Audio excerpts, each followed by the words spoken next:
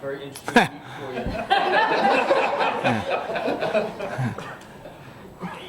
It's a good. Where are you headed with this one? Well, I know you know Coach Tuberville pretty well, and for you to mix wits with him as opponents on different ends, it's going to be kind of unique. Tommy was great to work for, and he and I in our 2 years got along. Played some good football and played a lot of good defensive football in a couple games there. So, but I was appreciative of the opportunity he gave me at Auburn, but we ended well, ended good, and we had 2 good years together. Do you feel you have an advantage? You kind of know his philosophies and his tendencies? They've changed a lot offensively as far as what they did when I was at Auburn. So I don't know that. And Tommy's a defensive coach. Philosophically, they're doing what Neil Brown and their offensive staff wants to do. So that's where they are philosophically. Coach, is it a unique situation though? You talked about it earlier that in the past, Will has a reputation for not being the guy who passes as much as Tech does, and he is adjusting a little bit now in his role there. Well, I think the game changes a little bit every year, and certainly I think you have to fit your scheme to your players, and I think that's what they've recruited for. That's what they are. They've got outstanding returning skill people, 2 experienced quarterbacks. So I think what Tommy's done is played to his strengths as far as where his football team is at this point.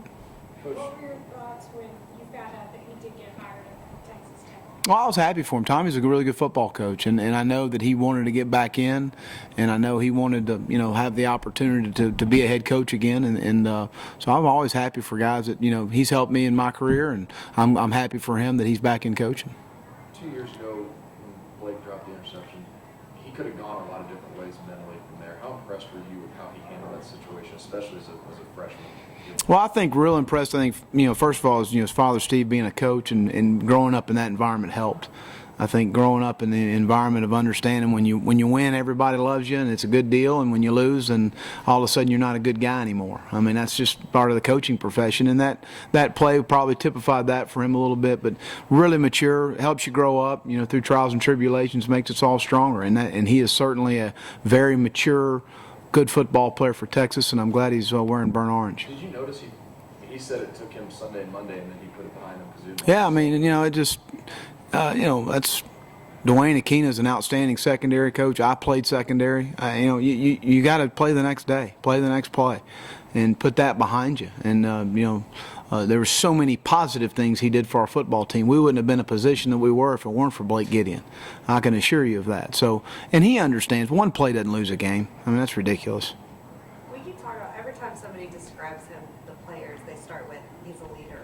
I mean, that seems to be his role on this team. Well, I think you can develop leadership, but I do think some guys innately have it.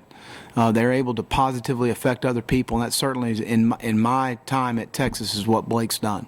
He really positively affects the guys around him. When he says something, they take heed in what he's saying. They know he knows what he's talking about. He's got a very good feel for the game, and real proud of his progress and where he is right now. Is there anything you can look at this Tech team and say this is definitely a Tommy Tuberville style team? Well, again, I'm watching offense, so it's hard for me to comment defensively of what they do. But again, they're very similar to what they've been offensively. The tempo's different, probably a little more running the football, a little more emphasis on the run. They've got some good backs, so they need to get their ball in their hands. But passing concepts are very similar. But I would say the up tempo is the difference of the past years as much as anything. Do you see a pretty solid group? It seems like Patch and Leon, they have a pretty. Same skill guys we've played for about 3 years. I mean, they're really talented at the wideout position. They've got 2 proven signal callers. Taylor Potts is throwing the ball extremely well.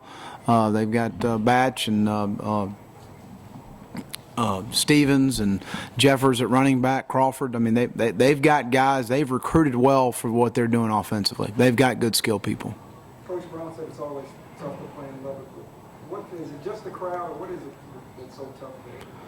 Well, I don't know. I've only been once, but I think they do a good job. I guess rallying around their football team. But we don't need to let the external circumstances affect us. We just need to go play.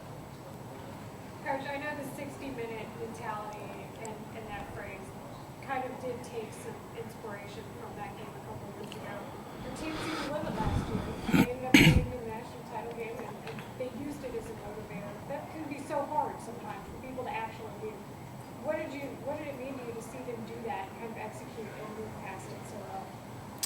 Well, I think that that's part of life. You know, you take some tough times, and you know, my father used to always tell me 10% of life's what happened to you, 90% is what you do with it.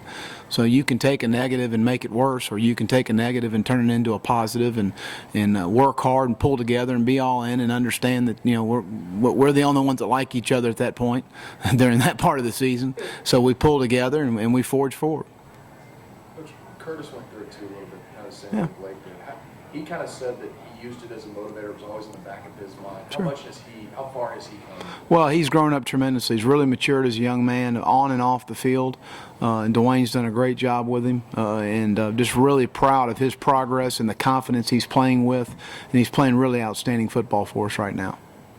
Coach, you didn't seem pleased after the game, or at least your demeanor. You didn't seem happy maybe with the performance on it. What were your thoughts after? I just thought it was sloppy. I thought that you know, you can't have, you know, you look at, you know, 5 3-and-outs in the game. We've got 3 other 3-and-out opportunities that are negated by penalties, and regardless of whether you agree with it or not, when they call it, it's a penalty. If they call holding, it's holding. I mean, I have to like it, but that's if they call it a penalty, it is one. So those things, substitution errors, we haven't done that. I mean, that's something we can't allow to happen. That's on me, and I just felt like we just got some loose ends in the second half. A little disappointed with, obviously, the big play in the first half, and then not executing the pressure there on second down to lose a scramble lane. So those things are things we just got to tie up. And I felt like after our first ball game, we did some of those things okay, and I would like to have seen a little more improvement in that area. Did you have to sit down and explain to Blake what targeting is? No, he knows.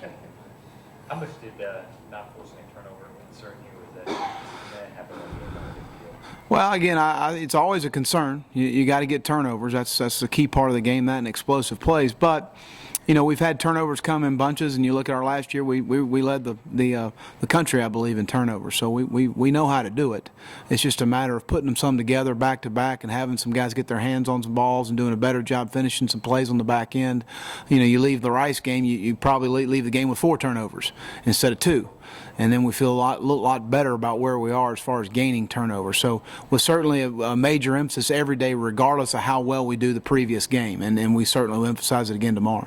Do you think facing Rice and Wyoming has been good enough preparation for Tech's offense? Well, they're not on the level Tech is because of the skill people. You know, Tech's skill people are far superior. So we got a great test for us. Looking forward to the opportunity going to Lubbock and getting after it. All set? Thank y'all.